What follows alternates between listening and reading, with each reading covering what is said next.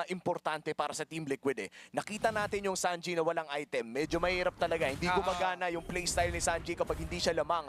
But this time, with the Genius One secured as well, Team Liquid well on their way para makakuha ng major objective. Last 3 turtles napunta na sa kanilang kamay at minamataan na rin nila yung Lord na ito. Biglang nagbago yung yung laro ng Team Liquid. And Carl TZ, nandiyan na yung pre-train niya eh. Ang angas na eh. Ngayon si JP mag-isa doon sa harap ni Kyrie. No way! At nasakit na dami sa magumula kay Sanji. Tutumba yung jungler!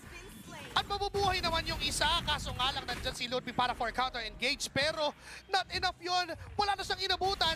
Habang nangyayari yon, ang sabi ni Carlito the Goat, akin na yung Lord.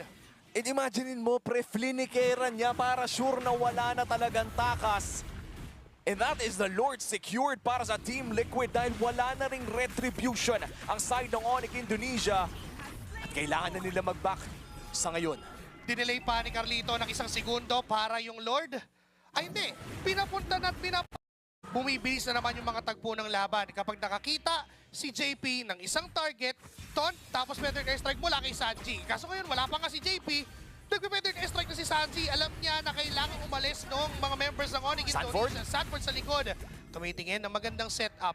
Penalty zone pa sa AOG, yun yung perfect combo na inaabangan natin. Pero